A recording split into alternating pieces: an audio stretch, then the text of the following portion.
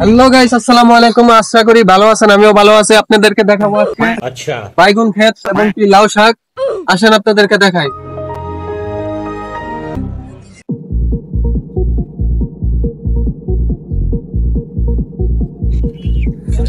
এই যে দেখতেছেন, এটা কলা গাছ, ঠিক আছে? এটা হলো কলা ধরবে, কিছুদিন পরে সেই কলা পাকবে। সেই কলা আপনাদেরকে দেবো না, এটা আমি খাবো, এটাই বাস্তব। আসেন আরো দেখাই। আচ্ছা, এই যে এখানে দেখতেছেন অনেক লাউ শাক বুনেছি, যেটা হবে কিছুদিন পরে। সেই লাউ শাক বড় হবে, সেই লাউ শাক আমি খাবো, লাউ আমি খাবো, আপনাদেরকে দেবো না, এটাই বাস্তব। এই যে এখানে দেখেন ফাও ফাও ঘাস হয়ে রয়েছে, সার দেনে কিছু দেনে, আমার ক্ষেতে সার সব এগুলাই খাইতেছে, এটাই বাস্তব।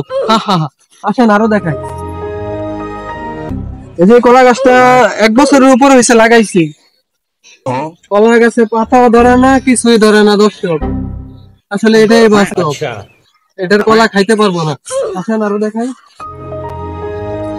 ওই দেখেন আমার ক্ষেতের মাঝখানে কে জাল রেখে গেছে, হয়তো পারে মনে হয় পুষ্কুনির মাছ ধরবে। আসলে এটাই বাস্তব, মাছ ধরুক না, আমাকে দিবে না। আসেন আরো দেখেন আপনাদেরকে। আচ্ছা, এই যে আপনারা এই পুষ্কুনিটা দেখতেছেন, এই পুষ্কুনির ভিতরে হাজার হাজার হাঁস ছিল, মুরগি ছিল, এখানে তো। কিন্তু এখন নাই কেন? কারণ এগুলা মালিক সব নিয়ে গেছে। আসলে এটাই বাস্তব। আসেন আরো দেখাই।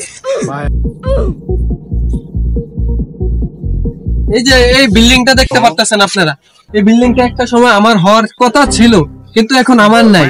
আসলে এটাই বাস্তব, কারণ আমি গরিব, এই বিল্ডিং কেনার মতন সামর্থ্য নাই আমার, আমার কাছে টাকাও নাই। বাস্তব। আচ্ছা আচ্ছা আচ্ছা, তাহলে ব্লগটা এখানে শেষ করে ফেলতেছি। আসলে এটাই বাস্তব, বাসা তৈরি নেওয়া যাবে না, কারণ আমার বাংলা ভাষা সিরা খাতা।